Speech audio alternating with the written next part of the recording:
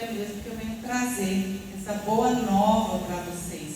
Um tema tão rico, né, que já foi falado, já não sou, mas eu é Cristo que vive em mim. Sempre essa frase sempre me impactou. Porque como foi falado aqui na condução, nós precisamos um dia conseguir dizer isso, né? Conseguir identificar que não sou mais eu que vivo, é Cristo que vive em mim. E Paulo pode dizer isso com toda firmeza e clareza do seu coração. A palavra está em Gálatas 2, nós iremos ler a partir do versículo 15. 2, a partir do versículo 15. Enquanto vocês procuram aí essa passagem, Paulo viveu uma experiência extraordinária. Nesse momento que ele traz para nós também essa palavra, por ele ter vivido essa experiência extraordinária, ele pôde dizer isso. Isso é o que o Senhor nos convida a vivermos essa experiência.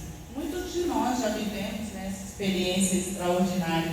Hoje a gente fala assim: você precisa voltar ao primeiro amor. O que é voltar ao primeiro amor? É voltar a essa experiência extraordinária que você teve com Cristo. É o momento que Ele te olhou nos olhos, porque foi assim que Ele fez com Saulo. Ele olhou nos olhos de Saulo e transformou esse homem, te deu um novo nome, Paulo, né? Saulo não era discípulo de Jesus, mas ele foi chamado a ser apóstolo de Jesus, porque para ser apóstolo precisava ser discípulo, precisava aprender com o mestre. Então, a partir do momento que se aprendia com o mestre, após essa conclusão do aprendizado, Deus enviava os discípulos para serem apóstolos, para fazer o que ele fazia. E com Paulo não aconteceu assim. Paulo não foi discípulo de Jesus. Na verdade, ele era um perseguidor, nós sabemos disso. E ele recebeu essa graça de anunciar a palavra. E nós sabemos que ele é um dos pilares da nossa igreja. Ele chegou a escrever mais de 14 cartas, né, para as igrejas. Então, é alguém que eu admiro demais. Eu sou muito apaixonada pelas cartas de Paulo, aprendo muito com as cartas dele, e sempre é um novo que o Senhor nos traz. Amém? O título desse capítulo é: A prática da lei de Moisés não nos torna justos. Nós, judeus de nascença, e não pecadores dentre os pagãos, sabemos, contudo, que ninguém se justifica pela prática da lei, mas somente pela fé em Jesus Cristo. Também nós cremos em Jesus Cristo e tiramos assim a nossa justificação da fé em Cristo, e não pela prática da lei, pois pela prática da lei nenhum homem será justificado. Pois se nós que aspiramos à justificação em Cristo retornarmos todavia ao pecado, seria porventura Cristo ministro do pecado? Por certo que não. Se tornam a edificar o que destruí, confesso-me transgressor. Na realidade, pela fé, eu morri para a lei, a fim de viver para Deus. Estou pregado à cruz de Cristo. Eu vivo, mas já não sou eu, é Cristo que vive em mim. A minha vida presente na carne, eu a vivo na fé no Filho de Deus, que me amou e se entregou por mim. Não menosprezo a graça de Deus, mas em verdade, se a justiça se obtém pela lei, Cristo morreu em vão. Palavras do Senhor. Graças a Deus. Meus irmãos, o contexto dessa passagem ele é muito interessante. Porque quando Paulo prega essa palavra, ele vinha de uma discussão que ele teve com os apóstolos, principalmente com Pedro. Ele ficou sabendo que alguns apóstolos de Jesus Cristo, que andaram com Jesus Cristo, que conviveram com Jesus Cristo, estavam incentivando aos gentis a viverem essas imposições da lei. E uma das imposições que eles aplicavam era a circuncisão. Por quê? Quando Deus veio e trouxe a lei para Moisés e para Abraão, ele determinou que a marca que ele teria dos filhos dele seria que os homens fossem circuncidados. Quando eles faziam esse propósito, essa cirurgia, eles começaram a fazer com os adultos. Então eles viram que era algo muito cruel. E aí começaram a fazer com as crianças a partir de 8 dias de nascido. Então isso era uma aliança que Deus fez com os judeus e não com os gentis que estavam indo conhecer a igreja. Então os apóstolos de Jesus estavam determinando que eles cumprissem isso. E Paulo ficou sabendo disso e se enfureceu. Como assim eles andaram com Jesus, eles conheceram Jesus, sabendo que Jesus veio não para abolir a lei, mas para fazer com que o fardo fosse mais leve. Jesus já não pregava a circuncisão. Jesus era circunciso. Paulo também foi circunciso. Mas quando perguntavam para Jesus, o que você acha da circuncisão? Ele não falava que tinha que fazer a circuncisão, mas se já tinha feito. Mas para o novo que ele nos trazia, ele não trazia essa imposição. Então, Paulo foi lá reclamar com os discípulos, os apóstolos, e chamou para uma reunião. Essa reunião dos apóstolos foi denominada como o primeiro, que a gente chama hoje, né? Deixa eu lembrar o nome aqui.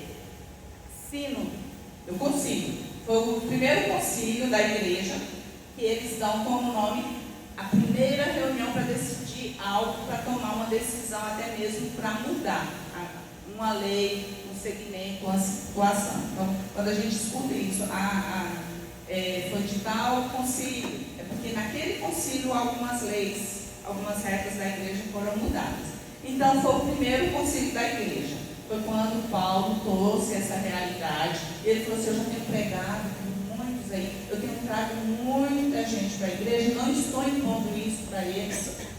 E aí os apóstolos entenderam, é verdade. Se nós mesmos não aguentamos esse peso dessa lei, por que nós temos que impor? Por que nós temos que dizer para os irmãos que para eles entrarem na igreja, eles precisam aderir a essa lei se Jesus Cristo não impusia isso para ninguém? E aí hoje a gente traz para a nossa realidade. A igreja está aqui de portas abertas para nós. E muitas vezes, meus irmãos e minhas irmãs, eu falo que eu já passei isso. Como? Né? Eu tive essa experiência. Para entrar no grupo de oração, na época que eu fiz todo o processo de módulo básico. Quando chegou no final, quando eu já estava pronto, né? Você vai ser servo do grupo de oração. Aí me impuseram uma regra, uma lei. Não, você ainda não está preparado. Nem você precisa. Gente, eu sempre fui de igreja. Fui catequista e tudo mais. E aí eu recebi essa porta fechada. E eu sofri tanto com isso. Eu falo assim: meu Deus, foi o Senhor que me chamou. O Senhor me trouxe para a igreja de novo, porque eu tinha passado 7 anos afastado da igreja, e chega alguém e impõe essa regra de que eu precisava passar por um pastoreio para alguém determinar se eu estava apto ou não para ser servo do grupo de oração. Eu deixei nas mãos dele. O Senhor me chamou de volta, o Senhor falou que era para mim. Eu estou aqui até para limpar o chão, não quero nada além disso, mas eu quero te servir.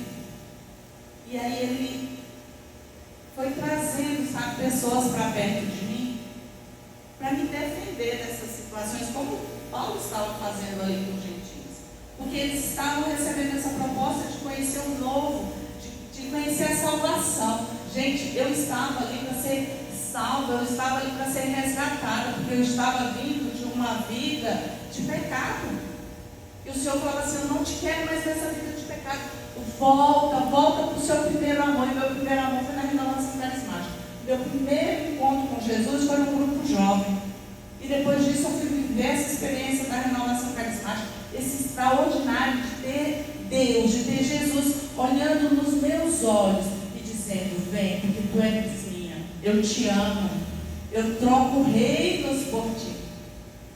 A frase que ele dizia para mim era essa: eu troco reinos por ti. Por que você está vivendo essa vida de pecado? Por que você está comendo a lavagem, o resto? Por que você está comendo as migalhas? E aí, quando eu tento voltar, eu encontro essa imposição. Eu encontro essa dificuldade para adentrar dentro da igreja, a servir novamente dentro da igreja. E aí o Senhor sempre me falava: calma, eu estou cuidando de tudo. E Ele foi cuidando de tudo. As coisas foram se resolvendo. Eu consegui participar do grupo de oração. E todas as vezes que eu encontro uma imposição dessa, me assusta. Porque Jesus Cristo sempre fala: troca o seu fardo pelo meu, que o meu é leve. Por que você está carregando um fardo tão pesado? Por que você está deixando as pessoas te tratarem assim? E Ele vem nos dizer isso essa noite.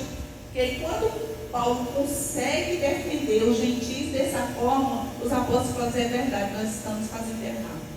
E aí eles mudam e falam assim: não, já não é mais obrigado mesmo a seguir esse critério.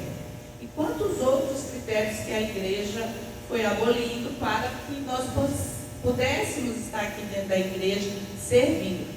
Em momento algum, Paulo falou assim: não é mais para cumprir a lei de Moisés, até porque está lá os 10 mandamentos, é mandamento da igreja, e nós temos que seguir. Quando a gente fala de lei, é para dar ordem, é para organizar, é para não deixar tudo solto. Mas tem coisas que são pesadas demais.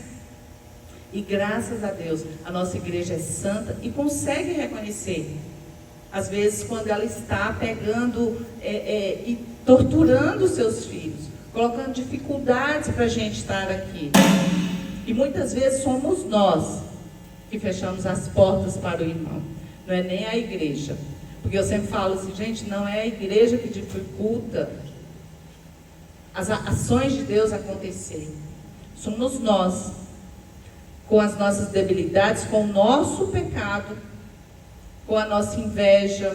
Porque muitas vezes a gente fecha a porta para o irmão, é até por conta de inveja. É pelo medo daquela pessoa se sobressair. Mas eu falo, gente, como Deus fala, né?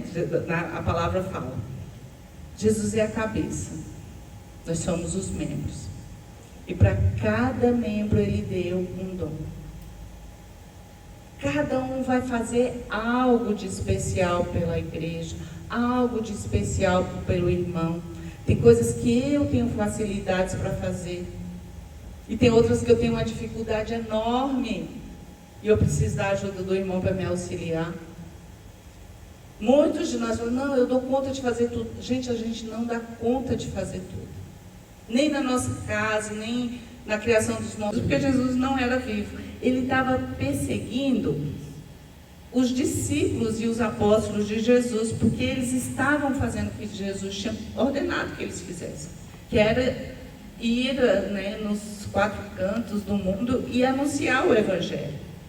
E na verdade, a minha visão, que Paulo já estava com um pouquinho de inveja, porque ele era estudado, ele seguia as leis. E como que aqueles homens, pescadores, leigos, não entendiam nada, estavam evangelizando melhor até mesmo do que ele? E aí ele falou: não, eu quero entender o que é isso. E começou a pesquisar essa história e foi atrás, perseguir esses homens para entender. Mas eu acho que era curiosidade, porque para saber o que acontecia ali, o que esses homens tinham de extraordinário, o que eles tinham vivido para que eles conseguissem fazer aquelas maravilhas que eles estavam fazendo em nome de um único homem, em nome de um único Deus. E ele desejava isso no coração dele. Então eu imagino que quando ele estava ali naquele caminho a Damasco, e quando Jesus aparece para ele e realiza esse desejo dele, né, de viver essa experiência extraordinária, e foi uma experiência que ele nos pede que a gente deseje ter essa experiência, porque Paulo teve esse encontro com Jesus, um encontro que mudou totalmente a vida dele, ao ponto de Jesus entranhar mesmo dentro dele, nesse olhar profundo que o Senhor teve ali com ele naquele momento, que a vontade que Paulo tinha, e ele fala, né, nas cartas dele, era de viver aquela experiência de novo, porque foi uma única vez, uma única experiência, porque os discípulos de Jesus e os apóstolos viviam aquelas experiências diariamente com Jesus. Jesus olhava no olho de cada um diariamente. Jesus fazia os milagres diariamente. Eles viam aquelas maravilhas diariamente. Mas Paulo não. Paulo viu tudo de uma vez só. Isso Deus relata no diário de Santa Catarina de Siena, como foi essa visita de Jesus a Paulo. Então ele viu tudo de uma vez só. Deus veio e trouxe toda a sabedoria, o discernimento, o entendimento para Paulo de uma vez só. E foi algo tão extraordinário que Paulo já nem queria estar na terra. Ele falava que se ele morresse naquele momento, para ele já estava realizado. Mas Deus deu uma missão para ele. Ele falou assim: não, você viu tudo isso que eu te mostrei, mas não é a sua vez de ir agora. Você tem uma missão.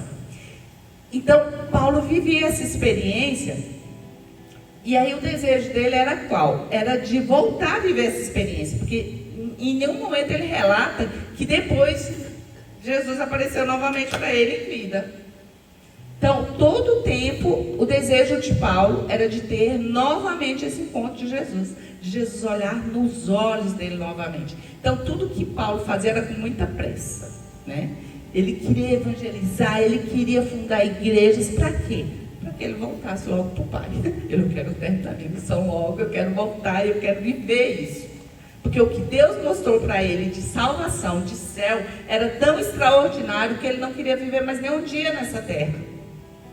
E aí ele vivia isso. Então ele tinha que fazer tudo muito bem feito, para que ocorressem os resultados que Deus esperava e que ele recebesse a recompensa dele, né?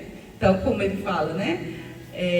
Cumpri a minha missão, né? E agora o que eu tenho a receber é a minha salvação, né? Combati o bom combate e guardei a fé.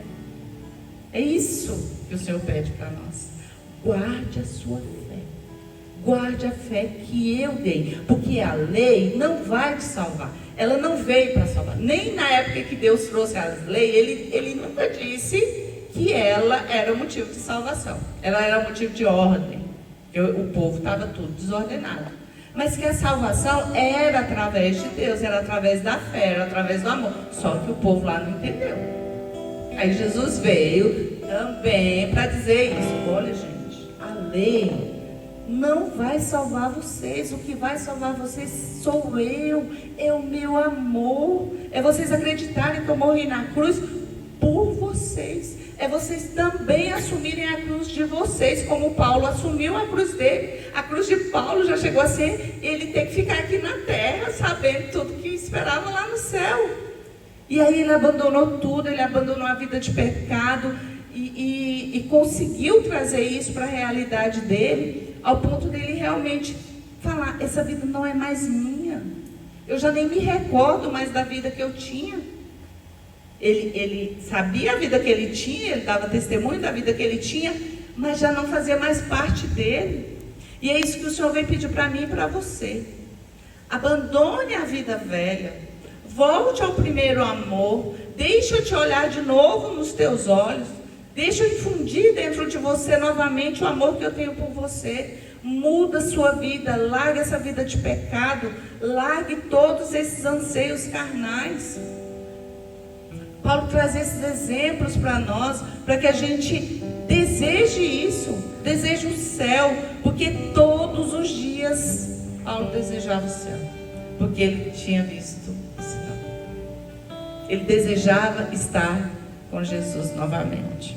Ele desejava ver os olhos de Jesus novamente. Então é isso que ele vem pedir para mim e para você, meu irmão. Que a gente siga esse exemplo de Paulo. Que nós tomemos essa decisão de buscar a Deus. De buscar o que Ele tem para nos oferecer. Eu falo assim, a gente está vivendo aqui um pedacinho do céu. É como ir aqui na Mãe Peregrina. Não sei se vocês já viveram a experiência de ir lá. Em qualquer momento, gente, com celebração ou sem celebração. Estar ali é estar no pedacinho do céu. Eu falava assim, gente, aqui é estar no pedacinho do céu. Um silêncio sobrenatural.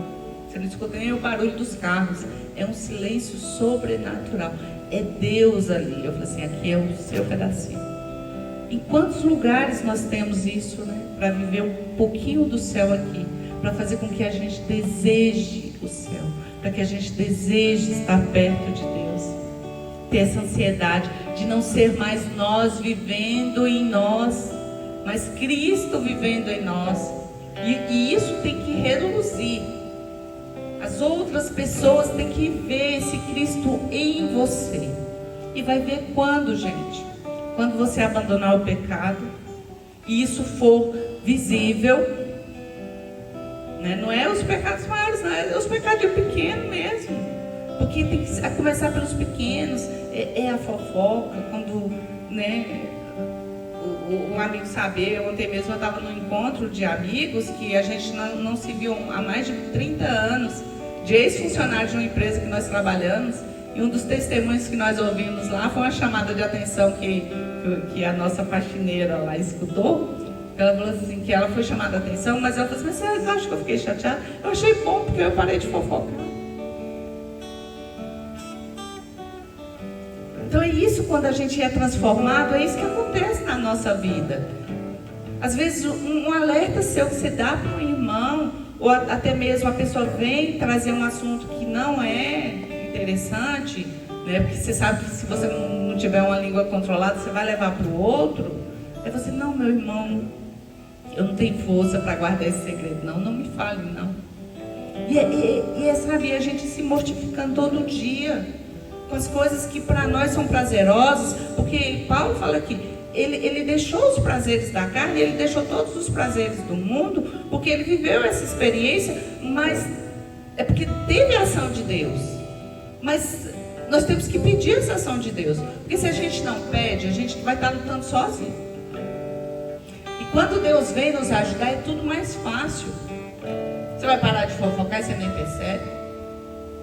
Você vai parar de adulterar, que você nem percebe. Você vai parar de ofender o irmão, que você nem percebe. Por quê? Porque Deus está trabalhando. Não está te auxiliando. Deus está te ajudando. E aí vai chegar um momento que você vai falar assim, ué, não sou mais eu não sou essa pessoa. Eu era a pessoa que chegava e tumultuava e falava da vida de todo mundo e prejudicava as pessoas, era desonesto. E hoje isso não faz mais parte de mim. E é assim que a gente vai nos identificando com Cristo. É a partir daí que a gente vai vendo que a gente deixou de ser quem nós éramos. Mas é um processo de mudança que a gente vai conquistando dia a dia. Mas é no nosso querer. Porque Paulo foi transformado porque ele desejou, ele queria conhecer, ele queria saber o que estava acontecendo ali. Estava acontecendo algo sobrenatural naquela região. Não era normal aquilo ali, porque ele conhecia a lei, ele conhecia as coisas, e aí ele teve a curiosidade, ele quis conhecer. E é isso que o Senhor nos pede essa noite, que a gente tenha sede de conhecimento, que a gente tenha essa vontade de viver esse extraordinário, de ir ao encontro dele, de conhecê-lo, e também tenha esse desejo sobrenatural de mudança. Que Ele venha nos transformar, que Ele venha nos modificar, porque é a cada dia, meu irmão amigo, né? Desejamos nós que fôssemos como foi feito com Paulo, né? Mas se ainda não é vontade de Deus, mas que seja a cada dia. Então eu peço que vocês fiquem de pé, meu irmão.